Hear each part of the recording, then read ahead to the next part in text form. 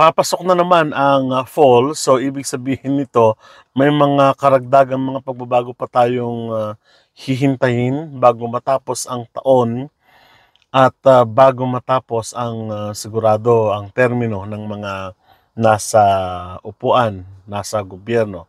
So malaking pagbabago pa rin ang hihintayin natin, pero tignan natin kung ano yung mga kasalukuyan na mga binanggit na natin at nakita na natin at naibigay na rin natin sa inyo.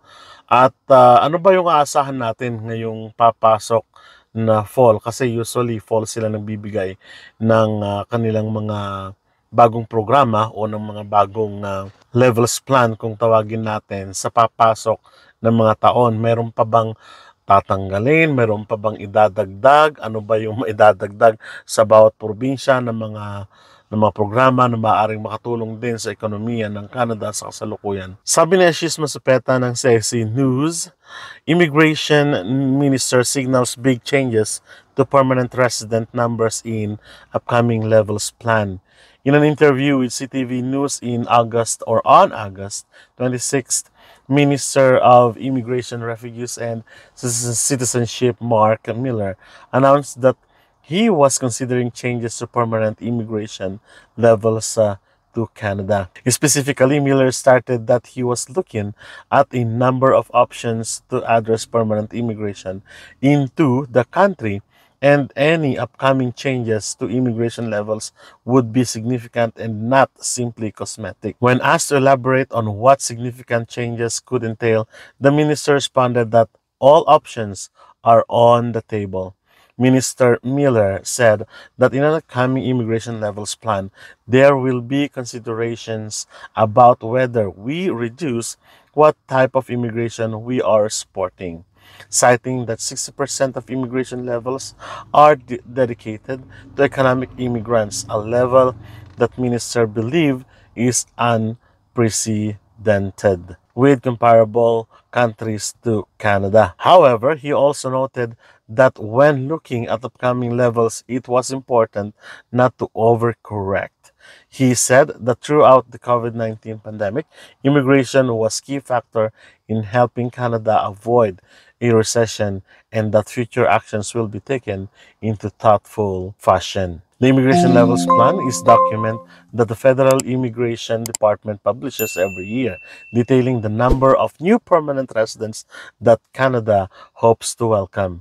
The plan is updated yearly and sets targets for the coming year and 2 years into the future.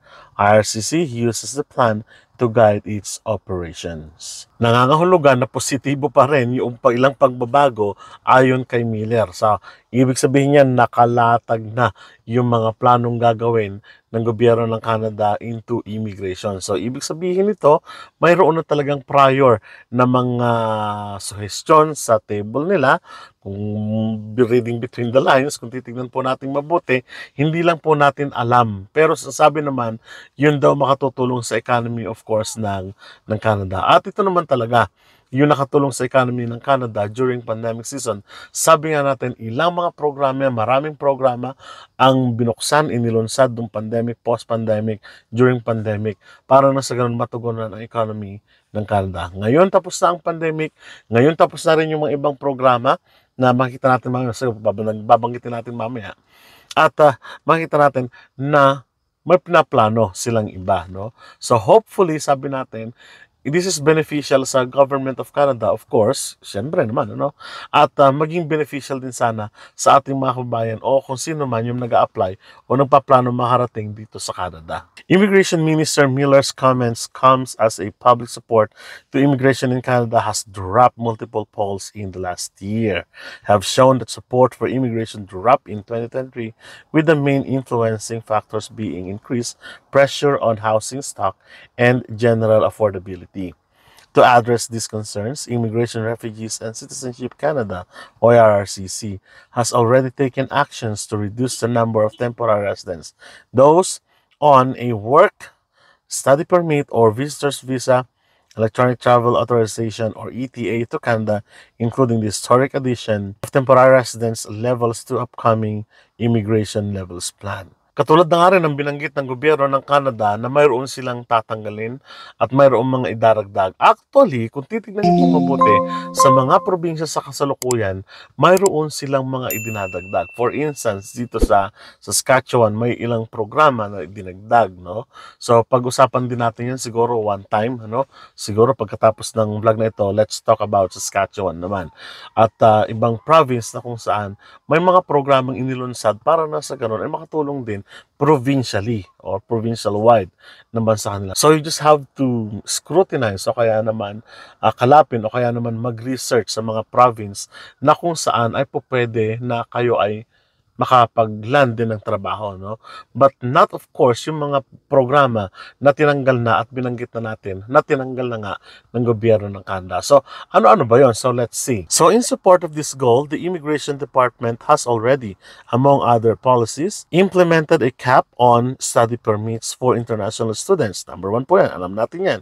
Ano? Bago-bago yan. Ang daming estudyante, no? Declared their intention to hold more domestic permanent residents draw. So, nagkaroon ng draws at more on domestic na approach.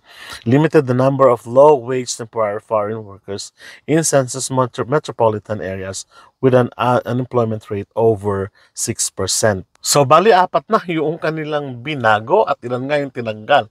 Sabi natin, una, yung paglalagay ng cap, binanggit na dyan, sa mga international students at kung ano yung dapat nilang kuhanin at kung ako, na alam nyo na po yan, maraming measures ang ginawa sa mga international students, yung visitors and work permit visa, tinanggal na abruptly instead na next year pa, binanggit na natin ay tinanggal na noon pang nakaraang ng buwan. No? Pangatlo, more domestic ang approach ng pag-invite ng mga permanent residents. Kung sino yung mga nandito na, yung muna ang kailangang asikasuhin. Kung matatandaan ninyo, nagkaroon ng kumbaga announcement noon na bakit hindi natin gawin na permanent resident na yung mga undocumented, gawin nating legal yung kanilang mga papers at sinabi doon na bakit hindi muna natin sila unahin.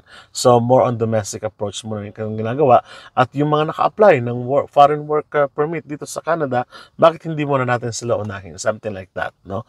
Yung pangatlo, and then so yung pang-apat nga ay yung paglilimita sa mga low wage o yung tinatawag nating low-skilled at temporary foreign workers na invitation. So, lalo-lalo kung may parang 6%. Pag-usapan din natin yan sa mother time kung sino-sino yung anong mga lugar o provinces yung mayroong below 6% mga unemployment rate. So, something like that. So, kung titingnan natin, napakaraming programa, no? Pero, ang sabi ko nga sa inyo, hindi doon natatapos ang immigration levels plan ng Canada at hindi lang yun yung ibang programa. Napakarami pang programa ng Canada that you can venture on, that you can try on. So while immigration has become a leading issue for Canadians in 2024, it also impacts many aspects of Canadian society. For example, close to 100% of labor market growth in Canada is due to immigration.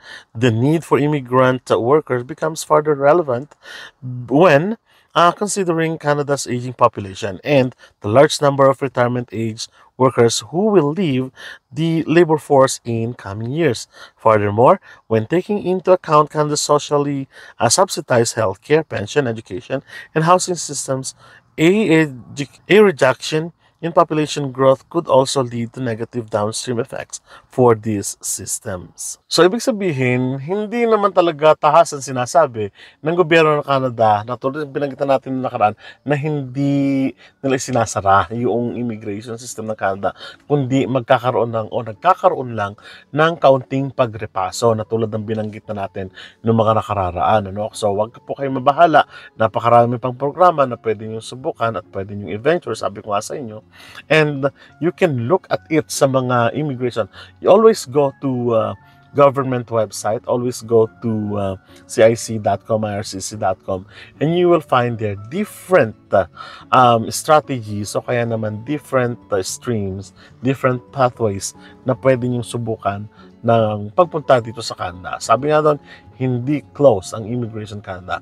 Mayroon lang silang ginagawang pagbabago. At hintayin po natin sa mga susunod na panahon, sa mga susunod na levels plan na mayroong pagbabago kasi nakadepende pa rin dito yung malaking bahagdan o porsyento ng mga binanggit na natin sa services, yung pagpapalaki ng population at yung paglaki ng mga retiring age, sinong papalit doon, di ba? Ang alam natin, binanggit natin noong nakararaan na ang population growth ng Canada ay hindi ganon kalaki in terms of doon sa talagang native na dito o kaya naman dito na talaga ipinanganak yung mga Canadians kung tawagin natin, hindi naman ganon kalaki yung paglaki ng population nila. So kailangan pa rin nila ng tinatawag nating mga foreign workers o namang immigrants as a whole na makatutulong sa economy o sa economic growth ng Canada. At tayo yon, siyempre. Sabi nga natin, let's not lose hope, let's not debunk yung pag-asa na pwede pa rin tayo makarating dito sa Canada kahit na mawala yung mga binanggit na natin at marami pang process, marami pang pamamaraan na iba. So, maghintay lang po tayo kung hindi man ito yung panahon sa mga susunod na araw. Ano po? So, maraming salamat at kita-kita po tayo sa mga susunod na vlog. Sa muli, paalam.